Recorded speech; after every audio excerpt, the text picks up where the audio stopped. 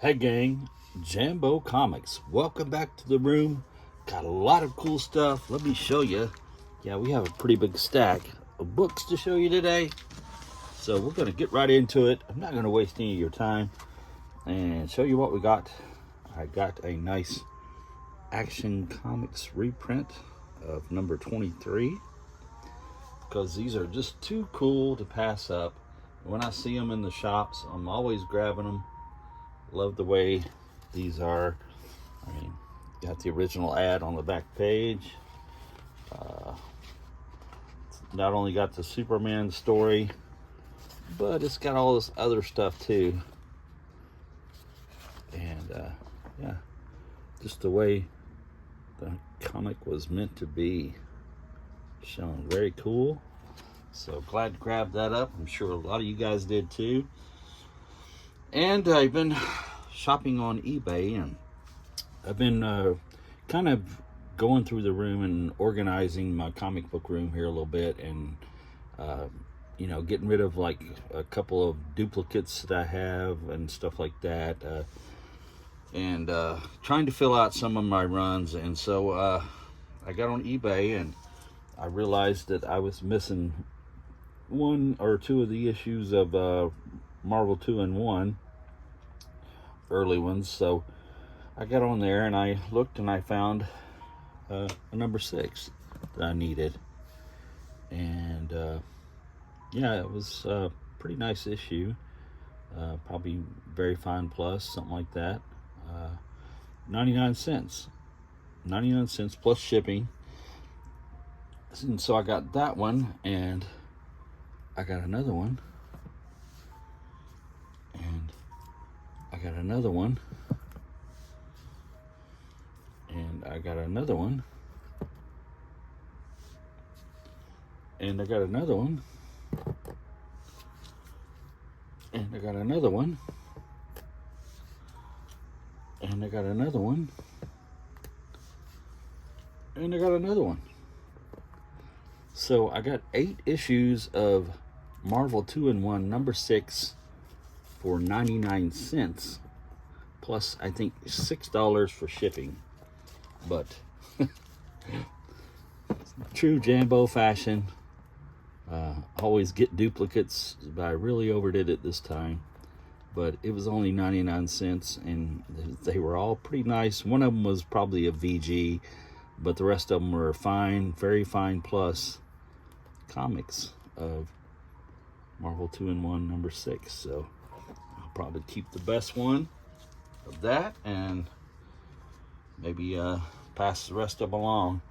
But yeah, I found some other stuff that I was missing a couple issues of, and I was glad to find them. And you just don't see them out there really that much. I don't anymore. Corum, The Bull and the Spear, and this was from the second trilogy of Corum, The Chronicles of Corum by Michael Moorcock. And just one of my favorite characters he did, and just awesome story. I love this story, The Bull and the Spear. Great stuff. There he is fighting off one of the hounds of Limbo, and the Foymoyer were attacking the humans of the time, and they called on Corum to help them. And Corum was kind of this elf-like being, and yeah, it's from another time. And Champion Eternal series that Michael Moorcock did was really fantastic, and they're all super great stories. And the man has a fantastic imagination, and some of his stuff has been ripped off over the years. And yeah, it's just great stuff. This is number 4 of The Bull and the Spear, and it was the last one of that series. And I think this was the last Corum comic book that they did also. And I did get one of the earlier ones that I was missing from the first trilogy. This is from the King of the Swords, and this was number 10. Corum, King of the Swords. Very cool. Some of these early Corums had some Mike Mignola stuff, some of his early work that he did. And yeah, I think some of his better work, really, to tell you the truth. So I found this series that I need to finish up. This is number 7. There is a number 8, which I'm missing, but that's a cool cover with the mighty Isis and bondage there. And that was number 7. And so I picked up a number 5 because I needed that one. And in true Jambo fashion, we have a number 4 and got another number 4. So yeah, got duplicates on that also. And I need a number 3. There's number 2. And here is number 1. And I think that one has some Wally Wood work on it. Wally Wood, fantastic on drawing the dames there, but yeah, it's very cool. Pretty fun little series. I remember the TV series, and this, was her first appearance in Shazam number 25. This is her first appearance in comics. So Mighty Isis, first appearance. Yeah, they were on TV. They had a Shazam and Isis TV hour or something like that on Saturday mornings. I used to watch it. Yeah, my sister liked Isis, and my wife now, Melissa, she loved Isis too. Said she used to dress up like her. I'm sure she don't want me to tell that, but I'm telling you anyway. So I did find this too the other day, and I thought it was kind of cool. It's a Golden All-Star book, and it was just text, with some pictures in it and stuff like that. But it had Joanne Cameron, I believe, was a beautiful lady who played Isis. Joanne Cameron, and there she is, all decked out in her Isis garb. Quite a stunning, beautiful lady there. And unfortunately, she's no longer with us. But yeah, that was fun little series that used to be on TV. Joanne Cameron and the Mighty Isis. And so I was going through books. I found an old Fantastic Four coloring book that I bought back in the day, and just thought that was kind of cool. And let me see if I can find a picture that old Jambo colored. Maybe I can. So let me see. Yeah, well, there you go. Even did some math on the inside of the front cover there. Colored this guy.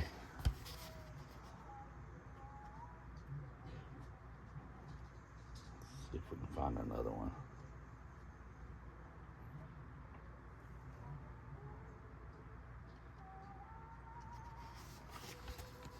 There's the old FF there.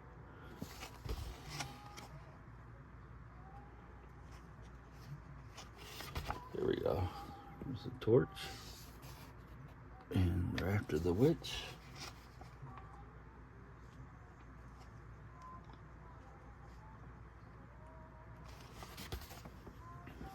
There's some more.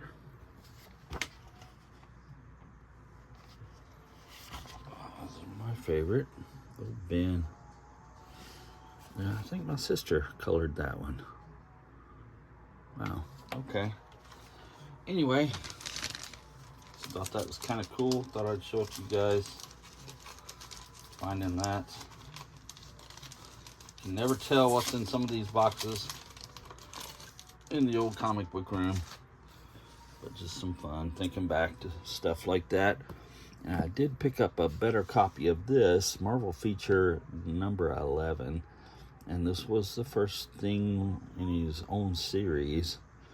And Fighting the Hulk, Jim Starlin cover, I believe, or might be Ramita. Kind of looks like Ramita on the Hulk there. But yeah, just a great series. And the beginning, they had a Marvel feature number 12 after this with Iron Man. And then finally, the Thing would get his own series, Marvel 2-in-1. And the first issue was with the Man-Thing. So, Cry Monster, just a great cover. Great story.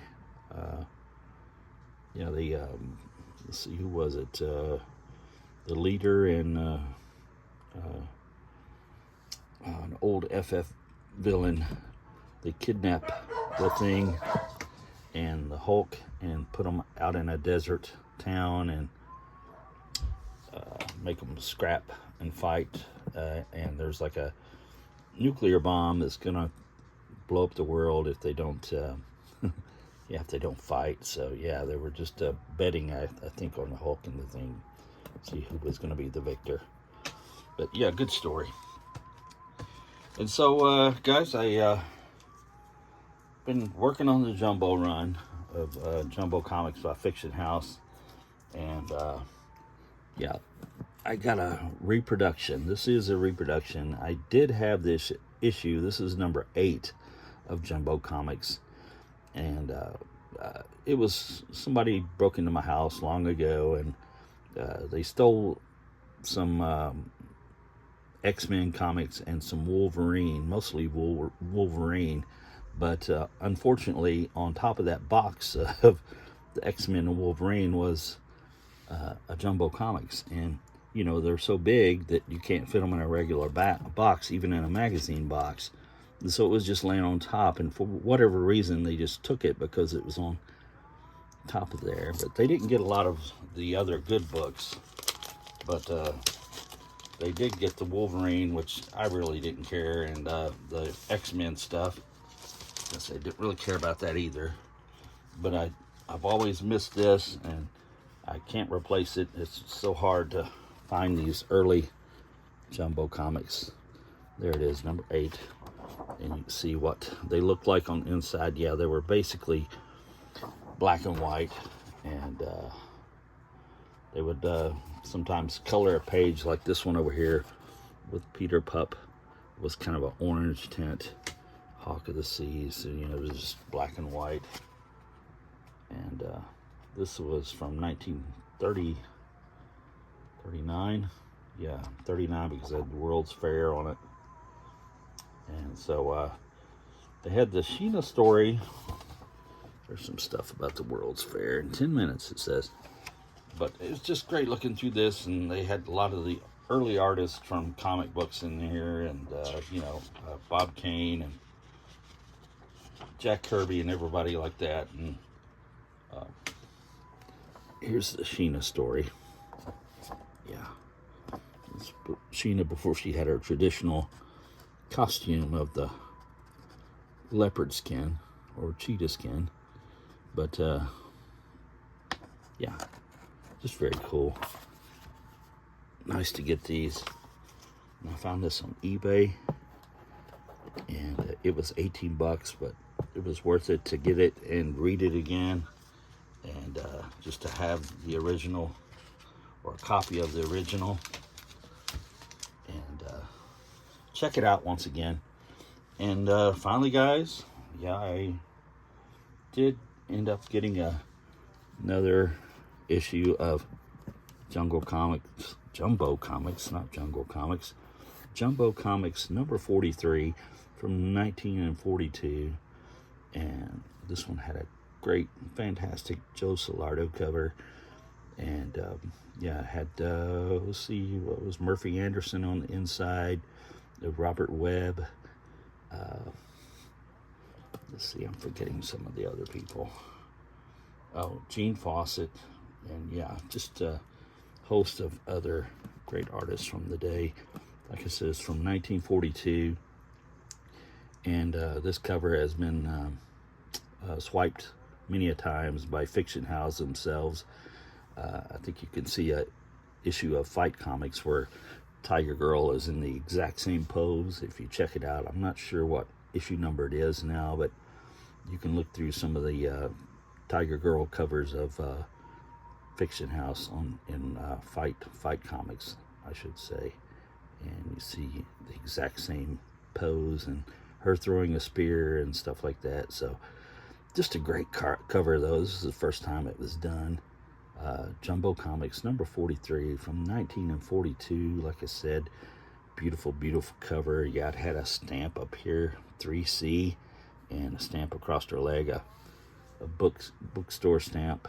And yeah, kind of had a dust shadow over here and a chip at the top and bottom corner.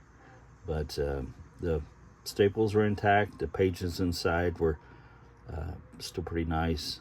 And yeah, just glad to have that and mark it off the list. Another great Jumbo Comics for Jambo's Jumbo Comic Collection. And yeah, that's it, guys. That is the haul.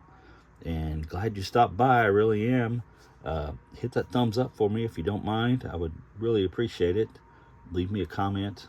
I always like talking to you guys here on YouTube in the community. So leave me a comment. And if you haven't done it, subscribe to the channel. I would greatly appreciate it. And the beautiful Isis, Joanne Cameron, well, the beautiful Isis says to subscribe. Thank you, guys. Have a great day.